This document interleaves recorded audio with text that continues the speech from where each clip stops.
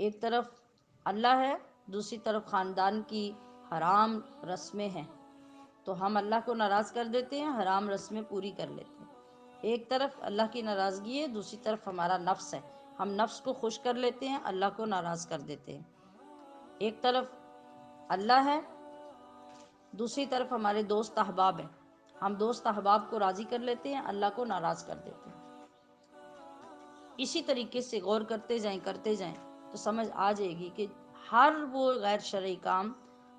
جس سے ہمارے اس کام سے ہمارے ساتھی خوش ہوتے ہیں اور ان کا اصرار ہم پورا کرتے ہیں، خواہ وہ سسرال ہوں،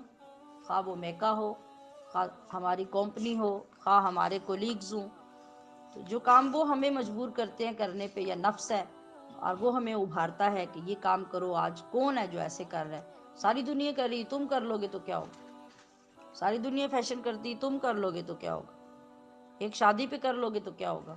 ایک فلاں ٹائم پہ کر لو گے تو کیا ہوگا۔ یہ سب راستے اور سب طریقے اور سب صورتیں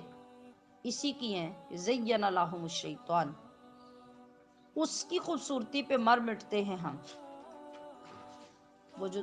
جس نظر سے ہم اپنے ساتھیوں کو کٹے ہوئے بالوں میں پلکنگ کیے ہوئے، بے پردہ، بے حیائی کا لباس پہنے ہوئے اور فضول قسم کے میک اپ کیے ہوئے اور برے حلیے بنائے ہوئے جن کو ہم پسند کرتے ہیں، تو یقیناً وہ ساری چیزیں اللہ نے تو منع کر رکھی ہیں۔ تو کیا ہوگا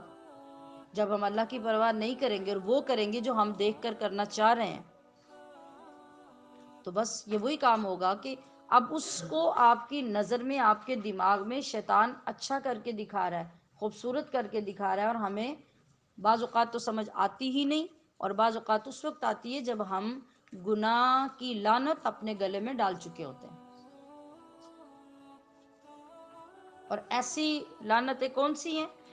برے تعلقات قائم کرنا، بری دوستیاں کرنا، برے ریلیشن قائم کرنا، خواہ وہ ڈائریکٹ ہوں یا انڈائریکٹ ہوں، وہ لائیو ہوں یا اس میں میڈیا کے ذریعے ہوں، جس طریقے سے بھی ہو۔ اور جب کبھی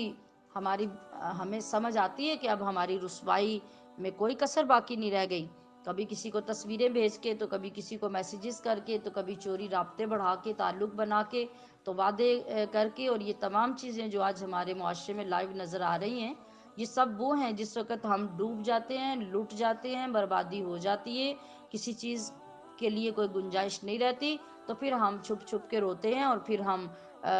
یہ منتیں کرتے ہیں، اور پھر ہمیں اللہ بھی یاد آتا ہے، پھر ہمیں نیک ساتھی بھی یاد آتے ہیں کہ وہ ہماری مدد کریں اور ہمیں کسی طرح سے بچا لیں۔ لیکن جب تیر کمان سے نکل چکے ان کے لیے پھر کیا ہے؟ وَلَهُمْ عَذَابٌ علیم، بس یہ اینڈ ہو جاتا ہے پھر جب انسان ساری حدیں پار کر جاتا ہے۔ اور ہم نے یہ کتاب تم پر نہیں اتاری مگر اس لیے کہ اس کتاب میں لکھی ہوئی ہر چیز کھول کر روشن طریقے سے ان کے سامنے بیان کر دو، جس میں یہ لوگ اختلاف کریں۔ اور بہر کیف ہدایت اور رحمت تو انہی کے نصیب میں ہے جن کو ایمان نصیب ہوتا ہے۔